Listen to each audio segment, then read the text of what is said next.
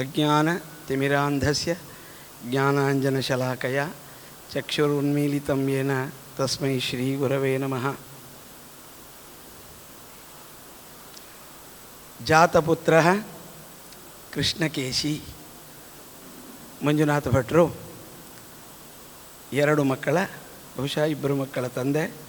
ಇನ್ನು ಕೃಷ್ಣಕೇಶ ಆಧಾನಕ್ಕೆ ಸರಿಯಾದಂತಹ ಸಕಾಲ ಪೂರ್ಣವಾಗಿ ಬೆಂಬಲಿಸುವಂತಹ ಸತಿ.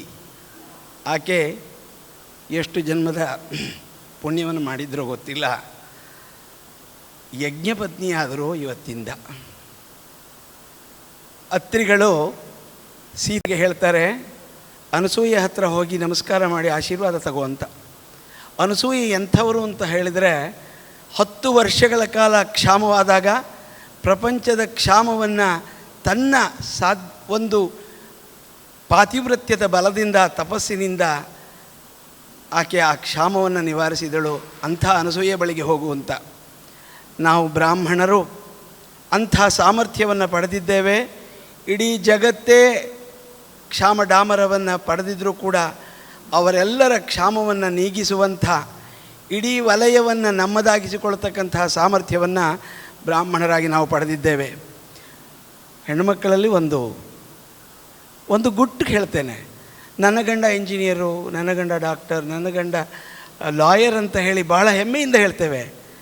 ಇವತ್ತು ಸಿಂಧು ನನ್ನ ಗಂಡ ಅಗ್ನಿಹೋತ್ರಿ, ಒಂದು ದಿನ ನನ್ನ ಗಂಡ ಸೋಮಯಾಜಿ, ಒಂದು ದಿನ ನನ್ನ ಗಂಡ ವಾಜಪೇಯಿ ಆಗ್ತಾರೆ ಅಂಥೇಳಿ ಹೆಮ್ಮೆಯಿಂದ ಹೇಳ್ಕೊಳ್ಳುವಂಥ ಭಾಗ್ಯ ಎಷ್ಟು ಜನಕ್ಕಿದೆ ರೀ? ಸಿಗೋಲ್ಲ ರೀ, ಸಿಗೋದಿಲ್ಲ. ಈ ಭಾಗ್ಯ ಬಹಳ ಅಪರೂಪದ್ದು. ಮರ ಹೇಗೆ ತಾನು ಬಿಸಿಲು, ಮಳೆ, ಸಿಡಿಲು, ಗುಡುಗು ಎಲ್ಲದರಿಂದ ಇದ್ದು ಕೆಳಗಡೆ ಇರ್ತಕ್ಕಂಥವರಿಗೆ ಹಣ್ಣು, ನೆರಳು ಎಲ್ಲವನ್ನೂ ಕೊಡುತ್ತೋ, ಹಾಗೆ ಬೆಂಕಿಯ ಮುಂದೆ ಬೆಂದು ಸಮಾಜಕ್ಕೆ ತಂಪನ್ನು ಕೊಡ್ತಕ್ಕಂಥ ಯಾರಾದರೂ ಇದ್ದರೆ ಅಗ್ನಿಹೋತ್ರಿಗಳು ಮಾತ್ರ. 3 ಅಗ್ನಿಗಳು ಉರಿತಾ ಇರುತ್ತೆ, ಹಗಲು ಸಂಜೆ 2 ಹೊತ್ತು ಕೂಡ. ಅಲ್ಲಿ ಗಂಟೆಗಟ್ಟಲೆ ಆ ಅಗ್ನಿಯ ಸಮೀಪದಲ್ಲಿ ಕುಳಿತು ಅಗ್ನಿಹೋತ್ರವನ್ನು ಮಾಡಬೇಕು. ಸಾಲದು ಅಂತ ಹೇಳಿದರೆ ನಮ್ಮ ಪ್ರದೀಪಾಗ್ನಿಹೋತ್ರಿಗಳು ಹಾಗೆ ವೈಶ್ವದೇವ, ಇನ್ನು ಮುಂದೆ ಉಪಾಸನ 5 ಅಗ್ನಿಗಳನ್ನು ಕಾಪಾಡ್ತಕ್ಕಂಥವರು ಕೂಡ ನಮ್ಮ ಸಮಾಜದಲ್ಲಿದ್ದಾರೆ. ಹಾಗಾದರೆ ಅವರೆಲ್ಲ ಅದನ್ನು ಕಾಪಾಡ್ತಾ ಪ್ರಪಂಚಕ್ಕೆ ಒಳ್ಳೆಯದನ್ನು ಮಾಡ್ತಾ ಇರತಕ್ಕಂಥ ಅಪರೂಪದ ಸಮೂಹ ಅಂದರೆ ನಮ್ಮ ಬ್ರಾಹ್ಮಣ ಜನಾಂಗ. ಗುರುಗಳು ಹೇಳ್ತಾ ಇರ್ತಾರೆ, ಇದೊಂದು ಅಪರೂಪವಾಗಿರ್ತಕ್ಕಂಥ ತಳಿರಿ ಅಂತ.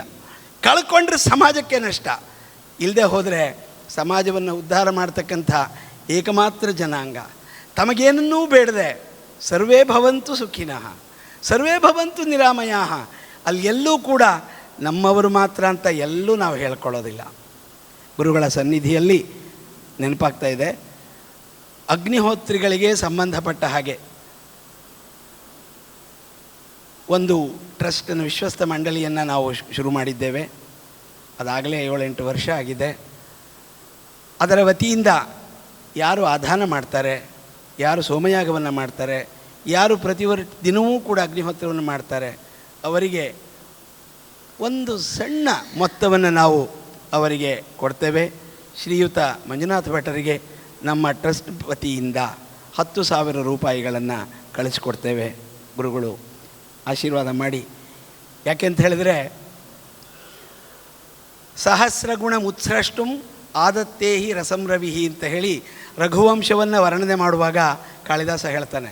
ಸಮುದ್ರದ ನೀರನ್ನು ಈ ಉರಿ ಬೇಸಿಗೆಯಲ್ಲಿ ಆವಿ ಮಾಡಿ 1ಕ್ಕೆ 1000 ಪಟ್ಟು ಮತ್ತೆ ಮಳೆಯನ್ನು ಸುರಿಸ್ತಾನೆ ಅಂತ. ಹಾಗೆ ನಮ್ಮ ವಿಶ್ವಸ್ತ ಮಂಡಳಿ ತುಂಬ ಸಣ್ಣದಾಗಿರ್ತಕ್ಕಂಥದ್ದು. 10 ವರ್ಷ ಆಯಿತು ಗುರುಗಳೇ ನಾವು ಸೋಮಯಾಗವನ್ನು ಮಾಡಿ, ಅಜ್ಞಾಧಾನವನ್ನು ಮಾಡಿ. ಇದೇ ಏಪ್ರಿಲ್ ತಿಂಗಳಲ್ಲಿ ನಾವು ಮಾಡಿದ್ವಿ. ಆಗ ಅಂದ್ಕೊಂಡೆ, ಏನು ಎಲ್ಲೋ ಮಾಡ್ತಾರೆ ಅಂತ ಹೇಳಿ. ಆದರೆ ನಾನೇ ಯಾವಾಗ ಮಾಡುವುದಕ್ಕೆ ಆರಂಭ ಮಾಡಿದಾಗ ಇದು ಎಷ್ಟು ಕಷ್ಟದ್ದು ಅಂತ ಅರ್ಥವಾಯಿತು. ಎಷ್ಟು ಕಷ್ಟಪಡ್ತಾರೆ ಅವರು ಅಂತ. ಪಯಸಾಗ್ನಿಹೋತ್ರ ಮಾಡಬೇಕು ವಿಶೇಷ ಅಂತ ಹೇಳ್ತಾರೆ. ಕೇಳಬೇಕು, ನಿಮ್ಮ ಪ್ರದೀಪ ಅವರು ಆ ಟ್ಯಾಬ್ಲೆಟಲ್ಲೋ ಅಥವಾ ಪುಸ್ತಕದಲ್ಲೋ ಹಿಡ್ಕೊಂಡು ನೋಡುವಾಗ ಎಲ್ಲ ಹವಿಸ್ಸಿಗಿಂತ ಹಾಲು ಎಲ್ಲಿಂದ ಬರಬೇಕು? ಹಾಲಿಗೆ ಹಸು ಬೇಕು, ಹಸುವನ್ನು ಕಾಪಾಡಬೇಕು, ಆ ಹಸುವಿಗೆ ಬೇಕಾದಂಥ ಆಹಾರದ ವ್ಯವಸ್ಥೆ ಆಗಬೇಕು.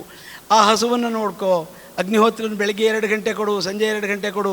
ಎಲ್ಲಿಗೆ ಹೋಗೋಕ್ಕಾಗುತ್ತೆ ಹೊರಗಡೆ? ಸಮಾಜದ ಪಾಲು ಬಹಳ ದೊಡ್ಡದಾಗಿದೆ. ಸಮಾಜ ಎಲ್ಲಿಯೇ ಇಂಥ ಅಗ್ನಿಹೋತ್ರಗಳನ್ನು ಕಂಡರೂ ಕೂಡ ಆ ಅಗ್ನಿಹೋತ್ರಕ್ಕೆ ನಮ್ಮ ಕೈಲಾದ ಏನನ್ನಾದರೂ ಮಾಡಬೇಕು, ಆ ಅಗ್ನಿಹೋತ್ರಿಗಳನ್ನು ಕಾಪಾಡಬೇಕು, ಅವರಿಗೆ ಏನನ್ನಾದರೂ ಕೂಡ ನಮ್ಮ ಕೈಯಿಂದ ನಾವು ಬೆಂಬಲವಾಗುವ ಹಾಗೆ ಮಾಡಬೇಕು. ಯಾಕೆ ಅಂತ ಹೇಳಿದರೆ, ಯು ಹ್ಯಾವ್ ಟು ಸೇವ್, ನೀವು ಕಾಪಾಡಬೇಕು. ನಮಗೇನು ಸಂಬಂಧ ಇಲ್ಲ ರೀ, ನಾವು ಲೌಕಿಕರು. ಯಾರು ಹೇಳಿದ್ದು ನೀವು ಲೌಕಿಕರು ಅಂತ?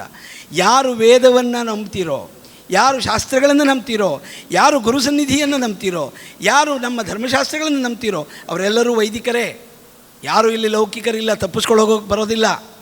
ನಿಮ್ಮ ವೇಷ ಏನು ಅಂತ ಮುಖ್ಯ ಅಲ್ಲ, ನಿಮ್ಮ ಒಳಗಿರ್ತಕ್ಕಂತಹ ವೈದಿಕ ಸ್ವಭಾವ ಇದೆಯಲ್ಲ ಅದು ಬಹಳ ಮುಖ್ಯ. You have to save. ನೀವು ಈ ಅನುಷ್ಠಾನಗಳನ್ನೆಲ್ಲ ಮಾಡಿ ಕಾಪಾಡಬೇಕು. ಆಗೋಲ್ಲ. ಕಾರಣ ಏನು? ಬಾಲ್ಯದಿಂದ ಕಲ್ತಿಲ್ಲ ಸ್ವಾಮಿ, ನಾವು ಬಾಲ್ಯದಿಂದ ಇದನ್ನು ಅಭ್ಯಾಸ ಮಾಡಿಲ್ಲ. ಹಾಗಾದರೆ you have to save the savers. ಯಾರು ಇದನ್ನು ಕಾಪಾಡ್ತಾ ಇದ್ದಾರೋ, ಯಾರು ಇದನ್ನು ರಕ್ಷಣೆ ಮಾಡ್ತಾ ಇದ್ದಾರೋ, ಯಾರು ಇಂತಹ ಒಂದು ವಿಶಿಷ್ಟವಾದಂತಹ ಪರಂಪರೆಯನ್ನು ನಡೆಸ್ಕೊಂಡು ಬರ್ತಾ ಇದ್ದಾರೋ ಅಂಥವರನ್ನು ಕಾಪಾಡಿ ಆ ಸಂಸ್ಕೃತಿಯನ್ನು ಕಾಪಾಡಿದ ಹಾಗಾಗತ್ತೆ. ಈ ಅಗ್ನಿಹೋತ್ರ ತುಂಬ ಸುಲಭ, ಸ್ವಲ್ಪ ಕಷ್ಟ. ಯಾಕೆ ಅಂತ ಹೇಳಿದರೆ ಇದರಲ್ಲಿ ಪತ್ನಿಯ ಒಪ್ಪಿಗೆ ಬಹಳ ಮುಖ್ಯ ಆಗತ್ತೆ. ಆಕೆ ಒಪ್ಪದೇ ಹೋದರೆ, ಸಹಕರಿಸದೆ ಹೋದರೆ ಆಗೋದಿಲ್ಲ. ಸಿಂಧು ಅಂತ ಹೆಂಡತಿ ಇರೋರು ಎಲ್ಲರೂ ಸಂಕಲ್ಪ ಮಾಡಿ, ನಾನೂ ಕೂಡ ನನ್ನ ಹೆಂಡತಿಯ ಬೆಂಬಲದಿಂದ ಅಗ್ನಿಹೋತ್ರವನ್ನು ಆರಂಭ ಮಾಡ್ತೇನೆ. ಅದಕ್ಕೇನು ಪೂರಕವಾದಂಥದ್ದು ಇದೆಯೋ ಸಮಾಜ ಒದಗಿಸುತ್ತೆ. ಮಂಜುನಾಥ ಭಟ್ರು ಹೋದ ಸರಿ ಬಂದಾಗ ಇಲ್ಲಿಯ ಅಧ್ಯಾಪಕರು ಅಂತಷ್ಟೇ ಪರಿಚಯ ಆಗಿತ್ತು. ಆದರೆ ಇವತ್ತು ಅವರು ಸಂಕಲ್ಪ ಮಾಡಿ ಇಂಥ ಒಂದು ಮಹತ್ತಾಗಿರ್ತಕ್ಕಂಥ ಕಾರ್ಯವನ್ನು ನೆರವೇರಿಸಿದರು. ಸಮಾಜ ನಿಮಗೆ ಬೆಂಬಲವಾಗತ್ತೆ. ಈ ಸಾಯಂಪ್ರಾತಃ ಅಗ್ನಿಹೋತ್ರ 15 ದಿನಕ್ಕೊಮ್ಮೆ ಇಷ್ಟಿ 4 ಜನ ಋತ್ವಿಜರು. ಅದೆಲ್ಲವನ್ನೂ ನಡೆಸ್ತಾ ವರ್ಷಕ್ಕೆ 100 ಜನ ಋತ್ವಿಜರು ಬೇಕಾಗತ್ತೆ. 25 ಇಷ್ಟಿಗಳು, 24 ಇಷ್ಟಿ, 1 ನವಾಗ್ರಹಣ ಇಷ್ಟಿ ಅಂಥೇಳಿ. ಇದಿಷ್ಟು ಪ್ರಕೃತಿ ಇಷ್ಟಿಗೆ ಸೇರುತ್ತೆ. ಇದಲ್ಲದೇ ಕಾಮ್ಯಷ್ಟಿಗಳನ್ನು ನೀವು ಮಾಡಬಹುದು, ಮಾಡಿಸಬಹುದು. ಹೇಗೆ ಅಂದರೆ, ನೀವು ಪುತ್ರಕಾಮರಾಗಿ ಅಥವಾ ಮಗು ಸಂತಾನ ಬೇಕು ಅಂತ ಹೇಳಿ ಬಯಸಿದಾಗ ಪುತ್ರಕಾಮೇಷ್ಟಿಯನ್ನು ಮಾಡಬಹುದು. ಗುರುಗಳಿಗೆ ಈಗಿನೂ ತಮಾಷೆಯಾಗಿ ಹೇಳಿದೆ, ಗುರುಗಳೇ ಇನ್ನು ಪುತ್ರಕಾಮೇಷ್ಟಿಗೆ ಬಹುಶಃ ಬೇರೆ ಯಜಮಾನರು ನೀವು ಹುಡುಕ್ಲಿಕ್ಕಿಲ್ಲ, ನಿಮ್ಮಲ್ಲೇ ಯಜಮಾನರು ಸೃಷ್ಟಿಯಾಗಿಬಿಟ್ರಲ್ಲ ಅಂಥೇಳಿ ಅಂತ. ನಾನು ಅವಧೂತ ದತ್ತಪೀಠಕ್ಕೆ ಆಗಾಗ ಯಾವುದಾದ್ರೂ ಒಂದು ಉದ್ದೇಶಪಟ್ಟು ಗುರುಗಳ ವರ್ಷವರ್ಧಂತಿಯ ಸಂದರ್ಭದಲ್ಲಿ ಹೋಗ್ತಾ ಇದ್ದೆ. ಆದರೆ ನನ್ನ ಮನಸ್ಸಿನಲ್ಲಿತ್ತು, ಗುರುಗಳೇ ಇಂಥ ದೊಡ್ಡ ವಿಶ್ವವಿದ್ಯಾನಿಲಯ ಇದ್ದಾಗಿದೆ, ಇದರಲ್ಲಿ ವೇದದ ಪರಂಪರೆ ಇದೆ, ಶಾಸ್ತ್ರಜ್ಞರಿದ್ದಾರೆ, ಇಲ್ಲಿಯೇ ಒಬ್ಬರನ್ನು ಹೇಗಾದರೂ ಮಾಡಿ ತಯಾರಿಸಬಾರ್ದೆ ಅಂತಂದಾಗ ಒಬ್ಬ ಅಗ್ನಿಹೋತ್ರಿಗಳನ್ನು ಅವರು ತಯಾರಿ ಮಾಡಿದರು. ಈಗ ಶೇಖರ್ ಅಂತಕ್ಕಂಥ ಅಗ್ನಿಹೋತ್ರಿಗಳು ಅಲ್ಲೇ ಸೃಷ್ಟಿಯಾದರು. ಇಲ್ಲಿ ಮಂಜುನಾಥ ಭಟ್ರಿದ್ದಾರೆ. ಹೀಗೆ ಇಡೀ ರಾಜ್ಯಾದ್ಯಂತ, ದೇಶಾದ್ಯಂತ ಅಗ್ನಿಹೋತ್ರಿಗಳು ಸೃಷ್ಟಿಯಾದರೆ ಇಡೀ ಪ್ರಪಂಚವೇ ಉದ್ಧಾರ ಆಗಿ ಹೋಗುತ್ತೆ. ನಮ್ಮ ಭಾರತ ದೇಶ ಅತ್ಯಂತ ಸುಭಿಕ್ಷವಾಗಿ ಮೋದಿ, ಯೋಗಿ ಅಂಥ ಮಹಾತ್ಮರನ್ನೇ ರಾಜರನ್ನಾಗಿ ಪಡೆಯುತ್ತೆ. ಅಂಥವರೇ ಮುಂದುವರಿತಾರೆ. ಆದ್ದರಿಂದ ಎಲ್ಲ ಕಡೆಯಲ್ಲಿಯೂ ಕೂಡ ಈ ಅಗ್ನಿಹೋತ್ರ ಪರಂಪರೆ ಬೆಳಿಬೇಕಾಗಿದೆ. ಇಷ್ಟಿಗಳಲ್ಲಿ ಏನು ಬಹಳ ಮುಖ್ಯವಾದಂತಹ ಒಂದು ಪ್ರಾರ್ಥನೆ ಬರುತ್ತಲ್ಲಿ, ಯೋಮಾಂದ್ವಿ ಅಗ್ನೇ ಶುರುನಲ್ಲೇ ನಾವು ಸುಗಾರ್ಹ ಪತ್ಯೋ ವಿದಹನ್ನರಾತಿ ಋಷಸ ಶ್ರೇಯಸಿ ಶ್ರೇಯಸಿ ದಧತ್ ಅಗ್ನೇ ಸಪತ್ನಾಗುಂ ಅಪಬಾಧಮಾನೋ ರಾಯಸ್ಪೋಷಮಿಷಮೂರ್ಜಮಸ್ಮಾಸು ದೇಹಿ. ಬೆಳಗ್ಗಿನ ಜಾವ ಸೂರ್ಯೋದಯಕ್ಕೆ ಮೊದಲು ದೃಷ್ಟಿರಸಿ ಬ್ರಹ್ಮೇಚ್ಛ ಅಂತ ಹೇಳ್ತಾ ಒಂದು ಕಡ್ಡಿಯನ್ನು ತಗೊಂಡು ಭಗವಂತನನ್ನು ಪ್ರಾರ್ಥನೆ ಮಾಡ್ತೇವೆ. ಯಾರ್ಯಾರು ಶತ್ರುಗಳಿದ್ದಾರೆ ಎಲ್ಲ ಶತ್ರುಗಳನ್ನು ಕೂಡ ನೀನು ನಿರ್ನಾಮ ಮಾಡಿಬಿಡು. ಪ್ರತಿನಿತ್ಯವೂ ಕೂಡ ಅಹನ್ಯಹನಿ ಪ್ರತಿ ಹಗಲಿನಲ್ಲಿ ನಮಗೆ ಕ್ಷೇಮವನ್ನು ಉಂಟು ಮಾಡುವಂಥ ಪ್ರಾರ್ಥನೆಯನ್ನು ಮಾಡ್ತೇವೆ. ದೇಶಕ್ಕೆ ಶತ್ರುಗಳು ಅನೇಕರಿದ್ದಾರೆ, ಅಂತರಂಗದ ಶತ್ರುಗಳಿದ್ದಾರೆ. ಇದೆಲ್ಲವೂ ಕೂಡ ನಾಶವಾಗ್ತಕ್ಕಂಥ ಮಾಡ್ತಕ್ಕಂತಹ ಸಾಮರ್ಥ್ಯ ಇರೋದು ಅಗ್ನಿಗೆ. ಇನ್ನು ಅಗ್ನಿರ್ದೇವೋ ದ್ವಿಜಾತೀನಾಮ್ ಅಂತ ಹೇಳ್ತಾರೆ. ನಮಗೆ ಅಗ್ನಿಯೇ ದೇವತೆ.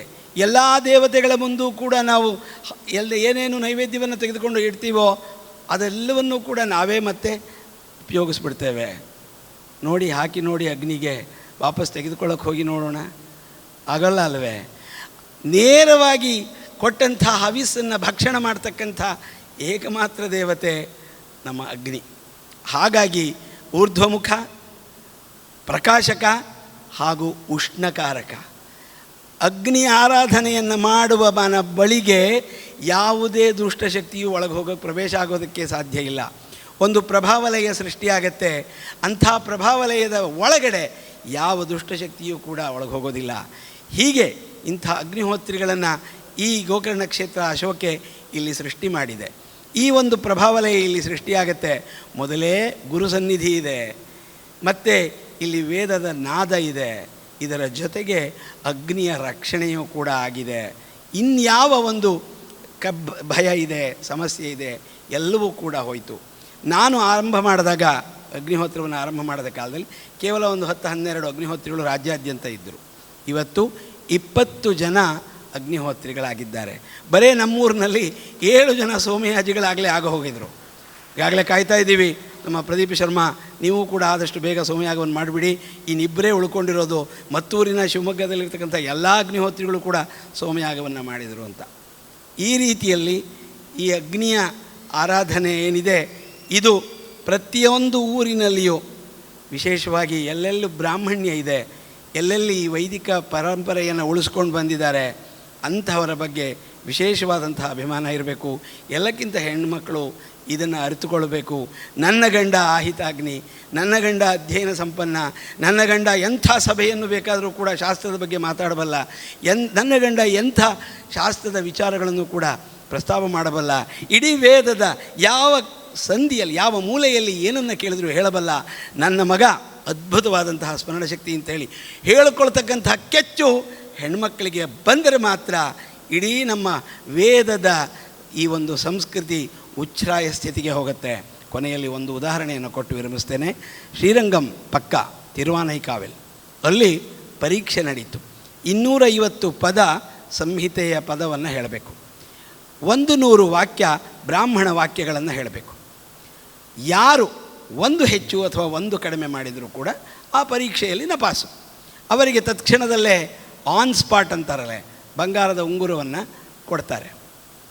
ಒಬ್ಬ ವಿದ್ಯಾರ್ಥಿ 7 ದಿನಗಳ ಕಾಲ ಋಕ್ ಸಂಹಿತೆಯನ್ನು ಯಾವುದೇ ಪುಸ್ತಕದ ಸಹಾಯ ಇಲ್ಲದೆ, ಒಂದು ಅಕ್ಷರ ತಪ್ಪಿಲ್ಲದೇ 3 ಜನ ವಿದ್ವಾಂಸರ ಪರೀಕ್ಷಕರ ಸನ್ನಿಧಿಯಲ್ಲಿ ಹೇಳಿದ್ದನ್ನು ಪ್ರತ್ಯಕ್ಷ ನಾನು ನೋಡಿ ಬಂದಿದ್ದೆ. ಇವರೆಲ್ಲ ಅವತಾರ ಪುರುಷರು. ಆ ಶ್ರಮ ಎಷ್ಟು ಪಟ್ಟಿರ್ತಾರೆ, ಆ ಗುರುಗಳು ಎಷ್ಟು ಶ್ರಮ ಪಟ್ಟಿರ್ತಾರೆ ಅವರಿಗೆ ಕಲಿಸೋದಕ್ಕೆ, ಇದೆಲ್ಲವೂ ಕೂಡ ಶಬ್ದಾತೀತ, ಹೇಳೋದಕ್ಕೆ ಸಾಧ್ಯ ಇಲ್ಲ. ಇನ್ನು ಈ ಪರೀಕ್ಷೆಯ ಕಡೆಗೆ ಬರೋಣ. ಸಭೆಗೆ ಬಿಡ್ತಾ ಇದ್ದರು. ಸಂಹಿತೆಯಲ್ಲಿ 7 ಕಾಂಡದಲ್ಲಿ ಯಾವ ಕಾಂಡ, ಅಲ್ಲಿ ಯಾವ ಪ್ರಶ್ನ, ಅಲ್ಲಿ ಯಾವ ಮಂತ್ರದನ್ನು ಆರಂಭ ಮಾಡಬೇಕು ಅಂತ ಸಭೆಯಲ್ಲಿ ಯಾರೋ ಹೇಳ್ತಿದ್ರು. ಆ ಕ್ಷಣ ಕುಳಿತಂತಹ ವ್ಯಕ್ತಿ ಪರೀಕ್ಷ್ಯ, ಅವನು ಪರೀಕ್ಷಾರ್ಥಿ ಶುರು ಮಾಡ್ತಿದ್ದ. 250 ಪದಕ್ಕೆ ನಿಲ್ಲಿಸಬೇಕು. ಒಂದು ಪದ ಹಿಂದೆ ಮುಂದೆ ಆಗ್ತಿತ್ತು, ಇಲ್ಲ ಮುಂದೆ ಹೋಗುವಾಗಲೇ ಎಲ್ಲೋ ಎಡುತ್ತಿದ್ದರು. ಹಾಗೆಯೇ ಕಣ್ಣು ಮುಚ್ಕೊಂಡಿರ್ತಿದ್ರು. ಪರೀಕ್ಷಕರು ಕೂಡ ಯಾವ ಪುಸ್ತಕವೂ ಅವರ ಕೈಯಲ್ಲೂ ಇಲ್ಲ. ಏನು ಮಹಾಸ್ವಾಮಿ, ಒಬ್ಬರಿಗಿಂತ ಒಬ್ಬರು ಎಂತೆಂಥವ್ರು ಆಗಿದ್ದಾರೆ. ಇನ್ನು ನಮ್ಮ ತಮಿಳುನಾಡು, ಆಂಧ್ರದ ಒಬ್ಬೊಬ್ಬ ಮಹಾನುಭಾವರು ನೋಡಿದಾಗ ನನಗೆ ಆಶ್ಚರ್ಯವಾಗುತ್ತೆ. ಆದರೆ ಎಲ್ಲ ಕೆಲವೇ ಜನ ಅದರಲ್ಲಿ ಪಾಸಾದರು. 250 ಪದಕ್ಕೆ ಸರಿಯಾಗಿ ನಿಲ್ಲಿಸಿದರು. ಅದು ನನಗೆ ಆಶ್ಚರ್ಯ ಅನ್ನಿಸ್ಲಿಲ್ಲ. ನಮ್ಮ ಜಮ್ಮುನಾಥ್ ಗಣಪಾಟಿಗಳಂತಹ ಮಹಾತ್ಮರು ಎಷ್ಟು ಜನ ಇದ್ದಾರೋ ಅವರಿಗೆ ಯಾವ ಲೆಕ್ಕವೂ ಇಲ್ಲ ಆ ಪರೀಕ್ಷೆ. ಆದರೆ ನಮ್ಮ ಮಂಜುನಾಥ್ ಭಟ್ರ ದೊಡ್ಡ ಮಗ ಇದ್ದಾನಲ್ಲ, ಆ ವಯಸ್ಸಿನ ಮಗು ಎತ್ಕೊಂಡು ಬಂದರು ಸಭೆಗೆ. ಎತ್ಕೊಂಡು ಬಂದು ಕೂರಿಸಿದರೆ ಅವನು ಶುರು ಮಾಡಿದ 3 ಅಷ್ಟಕದಲ್ಲಿ ಯಾವ ಅಷ್ಟಕ, ಯಾರೋ ಹೇಳಿದರು 1ನೇ ಅಷ್ಟಕ ಅಂದರು. ಸರಿ, ಯಾವುದು ಪ್ರಪಾಠಕ ಯಾವುದು ಅದನ್ನು ಹೇಳಿದರು. ಶುರು ಮಾಡ್ದ ಆ ಮಗು ಶುರು ಮಾಡಿದರೆ ಸರಿಯಾಗಿ 100 ವಾಕ್ಯಕ್ಕೆ ತೆಗೆದುಕೊಂಡು ಹೋಗಿ ನಿಲ್ಲಿಸಿದ. ಎಷ್ಟು ಸಂತೋಷ ಆಗಿರಬೇಡ, ಆ ಗುರುವಿಗೆ ಎಷ್ಟು ಸಂತೋಷ ಆಗಿರಬೇಡ, ಆ ಪರೀಕ್ಷಕರಿಗೆ ಎಷ್ಟು ಸಂತೋಷ ಆಗಿರಬೇಡ.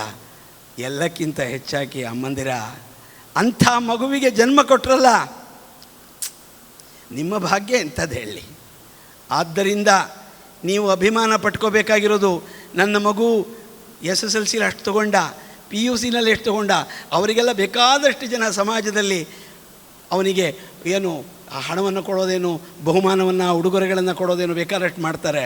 ಆದರೆ ನಿಜವಾಗಿ ನಾವು ಬ್ರಾಹ್ಮಣರೇ ಆಗಿದ್ದರೆ ಪ್ರೋತ್ಸಾಹ ಮಾಡಬೇಕಾಗಿರೋದು ಇಂಥ ಮಕ್ಕಳಿಗೆ. ಇಂಥ ಮಕ್ಕಳನ್ನು ಗೌರವಿಸಬೇಕು.